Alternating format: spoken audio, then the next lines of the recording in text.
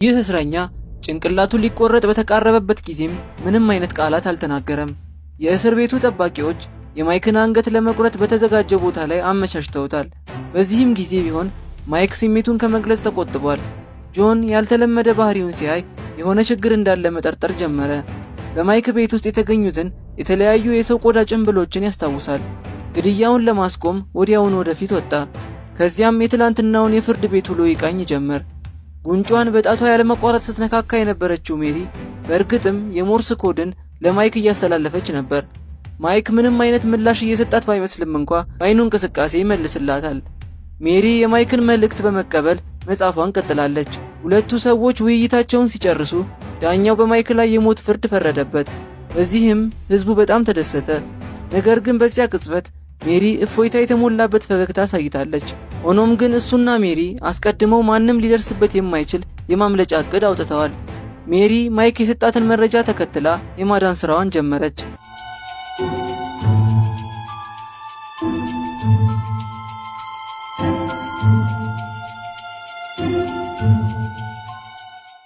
በቦታው ላይ ከደረሰች በኋላ የሸክላ ግንቡን አገኘች። ግድግዳውም ወዲያውኑ የሸክላ በር ሆኖ ተከፈተ። በውስጡ የማይክ ስፖርት መኪና ተደብቋል። መኪናውን 37 ኪሎ ሜትሮችን ያህል በመንዳት ወደ ተፈለገው ቦታ ደርሳለች። እዚያም በተራራው ላይ የተደበቀ መንገድ ተከፈተላት። ሜሪ መኪናውን በዝግታ እየነዳች የማይክን ምስጢራዊ ቦታ ማሰስ ጀመረች። ማይክ የሰጣትን ኮድ ተጠቅማ በገንዘብና በብዙ ጠርሙሶች የተሞላውን ካዝና አገኘችው። በመቀጠልም ቀይና ቢጫ መድኃኒቶችን ወስዳ እርምጃዋን ቀጠለች። ሜሪ ውብ ቀሚሷን ለብሳ ወደ ከተማው አዳራሽ በመሄድ ለረጅም ጊዜ በፍቅር አብሯት ከኖረው የፍትህ ሚኒስቴር ጋር ተገናኘች። ሜሪ የሚኒስቴሩ ደካማ ጎን ነበረች። በጆሮው ውስጥ በሹክሹክታ መልእክት አስተላለፈች። እሱም ሁሉንም ጥያቄዎቿን ለማሟላት ተስማማ።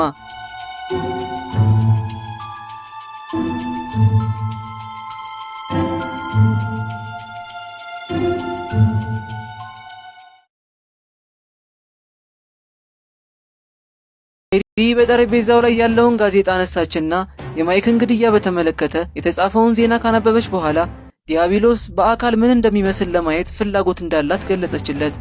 ሚኒስትሩ በድንጋጤ መጀመሪያ ላይ ፈቃደኛ አልነበረም። የኋላ ኋላ ግን መስማማቱ አልቀረም። አብረው ለመሄድ አጥብቃ ጠይቀዋለች። በዚያም ቀን ሁለቱም ተያይዘው ወደ እስር ቤቱ ሄዱ።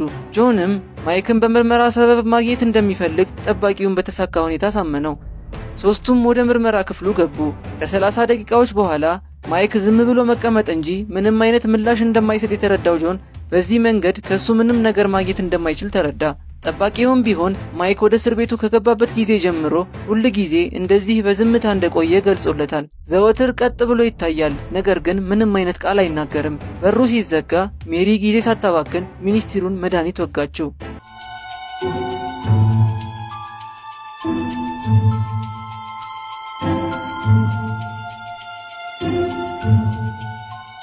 መድኃኒቱም ራሱን ስቶ እንዲወድቅ አደረገው። ከዚያም የማይክን እጅ ከካቴናው ለማላቀቅ የራሷን ብልህ ዘዴ መጠቀም ጀመረች። ሚኒስትሩ ራሱን ስቶ እያለ ሜሪ ያዘጋጀችውን ጭንብል አውልቃ የሚኒስትሩን ፊት በማይክ ቀይረዋለች። ከዚያም ማይክን ወደ ምርመራ ክፍሉ መራችው። ማይክም እድሉን ተጠቅሞ የተዘረፈውን ገንዘብ ለማስመለስ ወደ ሚኒስትሩ ቢሮ ገባ። ሊወጣ ሲል የሚኒስትሩ ጸሐፊ ከተቆጣጣሪው አስቸኳይ ጥሪ ደረሳት። እሱም ሚኒስትሩ በማይክ እንደተተኩ ነገራት። እናም ሳይወጣ እንድታስቀረው ነገራት። ሆኖም ጸሐፊዋ የተነገራትን ነገር በመቀበልና ባለመቀበል መሃል ሆና ስልኩን በፍጥነት ዘጋችው። ጥሪያቸውን የሰማው ማይክ በፍጥነት መሸሽ እንዳለበት ተረዳ። ሊይዙት የመጡትን ፖሊሶች እንኳ በማስኩ ምክንያት ስላላወቁት ተረጋግቶ አለፋቸው። በፍጥነት ከህንፃው ወጥቶ የሜሪ መኪና ውስጥ ገባና በተሳካ ሁኔታ አመለጠ።